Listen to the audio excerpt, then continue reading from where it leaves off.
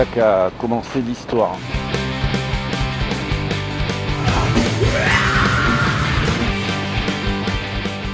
À ce moment-là, je me dis, ça va être ma vie.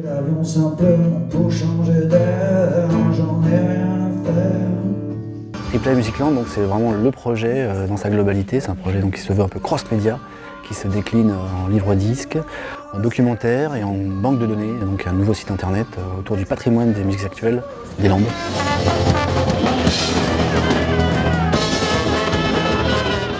Et ce qui est super, c'est que non seulement c'est une histoire de musiciens, mais c'est une histoire de famille, quoi. Voilà, c'est une belle troupe. C'était au lieu, un in-store qui existait et finalement on a été là sur cette trajectoire-là.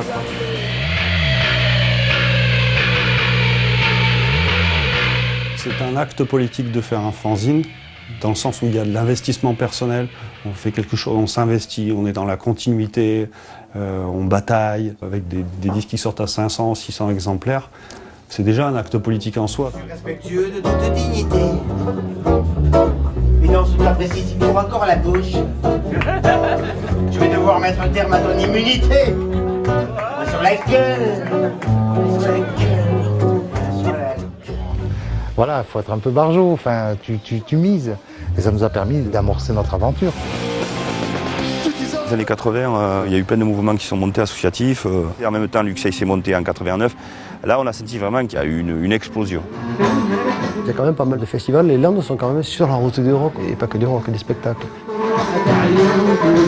Très très vite, il y a eu un esprit rock-punk, avec les Vents passent la première année, les Ramoneurs de Menhir l'année dernière, les anciens Berruriers Noirs, Parabellum, plein de groupes. Hein. Il y a un côté transmission aussi. C'est un peu ça l'objectif, hein. C'est initier les jeunes là dans de bonnes conditions à organiser des choses, à faire avancer ce truc de rock'n'roll, cette musique-là alternative.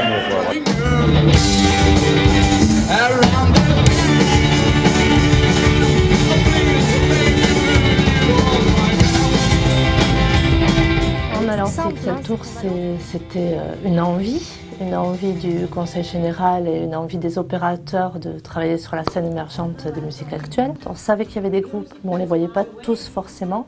Donc je pense que ça correspond à la fois à une réalité du secteur des musiques actuelles, du territoire et oui, d'une envie des groupes aujourd'hui de sortir de chez eux, de se produire et d'être accompagnés.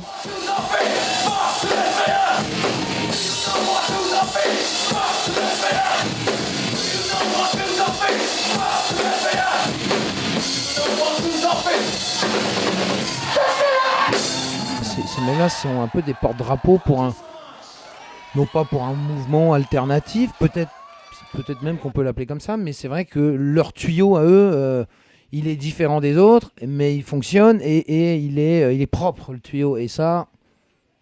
Les premiers rangs, vous montez tous sur scène, allez hop!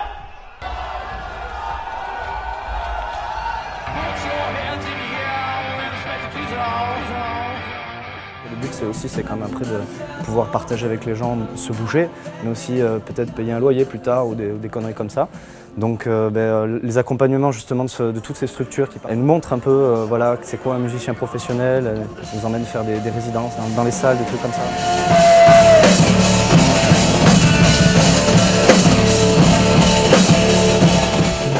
Enfin, moi pas personnellement, mais à travers des événements comme ça, d'éveiller un peu des consciences et de semer une petite graine, quoi, de bouger à notre échelle, quoi. Mais il faut commencer voilà, par un petit truc pour que ça s'amorce.